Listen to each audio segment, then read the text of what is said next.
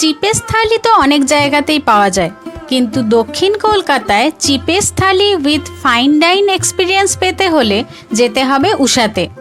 দেশপ্রিয় পার্কের কাছে মহানির্বাণ মঠের অপোজিটের রাস্তা দিয়ে হেঁটে ডান দিকে টার্ন নিয়ে একটু এগোলেই পাবে 14B অনিল রয় রোড, হেমন্ত মুখার্জি সরণি, লেক টেরেস। এই হলো আজকের গন্তব্য উষা রেস্টুরেন্ট। অন্দরসজ্জায় আছে বাঙালি জীবনযাত্রার টুকরো টুকরো ছবি এবং কলকাতার আইকনিক কিছু ছবি। তোমরা এখন দেখছো গ্রাউন্ড ফ্লোরের ডেকোরেশন।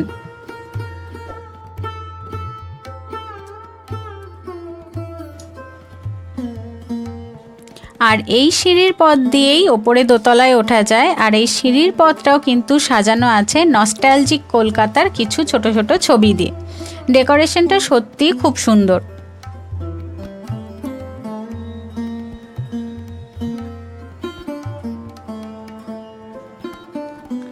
ফার্স্ট ফ্লোরের এরকম অন্দরসজ্জা কিন্তু মন ভরিয়ে দেয়।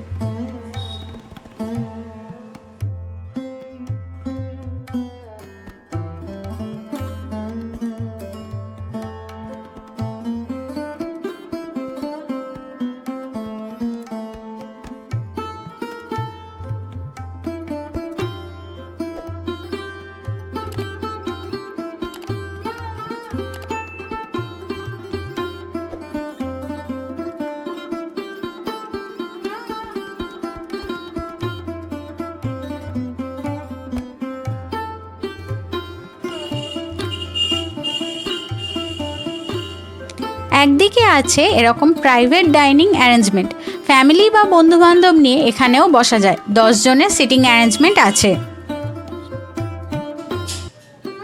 চলো এবার মেনু কার্ডটা দেখে নাও।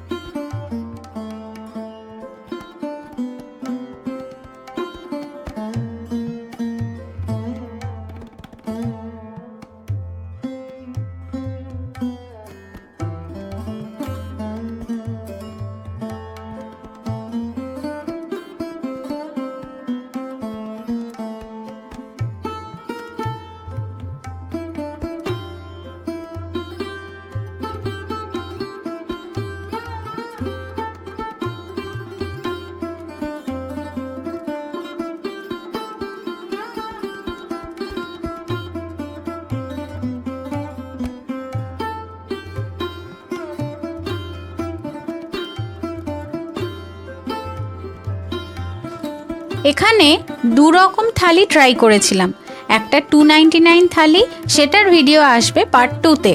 আর আজকের ভিডিওতে থাকছে বড় ফিশ থালি উইথ চিংড়ি, যেটার দাম ছিল 675 প্লাস জিএসটি। এবার মেনুতে কি কি ছিল সেটা এবার দেখে নেওয়ার পালা। প্রথমেই ছিল ওয়েলকাম ড্রিঙ্ক, লুচি, কষা আলুর দম, সাদা ভাত, পুঁই শাকের বড়া দিয়ে চাল কুমড়ো শুক্তো, ভাজা মুগের ডাল, চিংড়ি মালাইকারি, নীলকণ্ঠ পোলাও, স্যালাড, লেবু, লঙ্কা, শাক ভাজা, ঝুরি আলু ভাজা, ফিশ ফ্রাই, চাটনি, পাঁপড়, পায়েস, মাখা সন্দেশ, পান। এই ছিল এখানে সম্পূর্ণ থালি। তবে বলে রাখি, ওয়েলকাম ড্রিঙ্ক হিসেবে কিন্তু নর্মাল কোল্ড ড্রিঙ্ক দেওয়া হয়েছিল। প্রথমে ট্রাই করছি এরকম ফুলকো ফুলকো লুচি, তার সঙ্গে কষা আলুর দম। লুচিটা বেশ সফট ছিল, তার সঙ্গে এরকম লাল লাল কষা কষা মশলা দেওয়া আলুর দম, জাস্ট পারফেক্ট, অসাধারণ খেতে ছিল এই আলুর দমের টেস্টটা, দারুণ খেতে লেগেছে।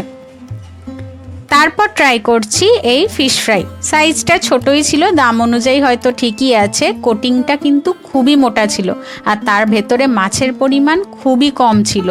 সমস্ত মশলাগুলো যে খুব ভালো পারফেক্ট ব্যালেন্স ছিল সেটাও বলবো না, কিন্তু ক্রিস্পিনেস কম থাকায় খেতে একটু অন্যরকম লাগছিল। আর ডিপ করার মতো কিন্তু কোনো কাসুন্দি বা সস দেওয়া হয়নি।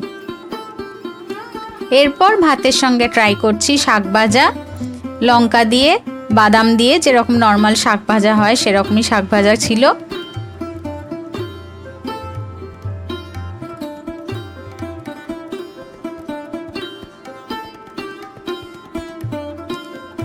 তারপর ট্রাই করছি পুঁই শাকের বড়া দিয়ে চাল কুমড়ো শুক্তো। এই আইটেমটাই এক ধরনের ইউনিক আইটেম, এটা এর আগে কখনো ট্রাই করিনি, এই প্রথম খাবো। এটার স্বাদটা একটু তেতোর পরিমাণ ছিল, রিচ থিক গ্রেভি ছিল, খেতে কিন্তু বেশ ভালোই লেগেছে। তারপর ভাজা মুগের ডাল, তার সঙ্গে ঝুরি আলু ভাজা। নর্মাল ভাজা মুগের ডাল ছিল, বেশ ঘন, হালকা ঘিয়ের ফ্লেভার ছিল, কিন্তু সেখানে কোনো এক্সট্রা সবজি বা কড়াইশুঁটি কিছু দেওয়া ছিল না। ঝুরি আলু ভাজাতে বাদাম দেওয়া ছিল। ঝুরি আলু ভাজা দিয়ে ডাল খেতে যেরকম নর্মাল হয় সেরকম ঠিকঠাকই লেগেছে। তারপর ট্রাই করছি চিংড়ি মালাইকারি। এখানে 1 পিস চিংড়ির মালাইকারি ছিল, গ্রেভিটা বেশ ঘন ছিল, হালকা হালকা মিষ্টির ফ্লেভার, নারকোল দিয়ে সর্ষে দিয়ে করা, সুন্দর খেতে। আর চিংড়িটা ভীষণ ফ্রেশ ছিল, আর এটা ছাড়ানোরও কিন্তু কোনো অসুবিধা হয়নি, ইজিলি ছেড়ে যাচ্ছিল, খেতে তো খুবই ভালো লেগেছে।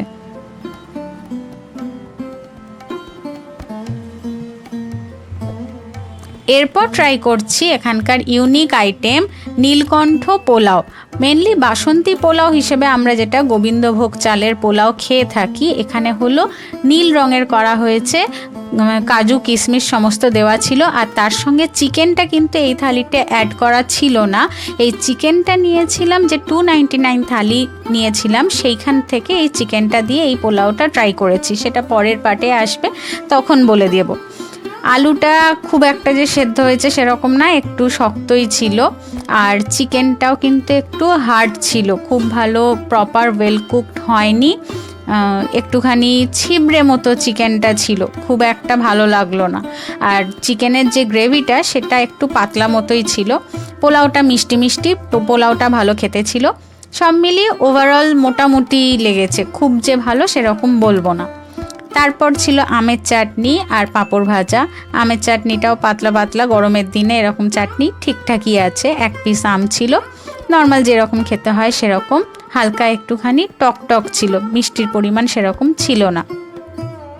তার সঙ্গে মেনুতে দেওয়া নেই, কিন্তু দেওয়া হয়েছিল যেটা এরকম চালের পায়েস, এটা খেতে অসাধারণ ছিল। আর সব শেষে আছে মাখা সন্দেশ। এই সন্দেশের ফ্লেভারটা দারুণ খেতে ছিল, এখনো পর্যন্ত মুখে লেগে। এই ছিল ওভারঅল আজকের রিভিউ। ভিডিওটা ভালো লাগলে একটা লাইক আর চ্যানেলটাকে সাবস্ক্রাইব করে দিয়ে পাশে থাকবেন। Thank you.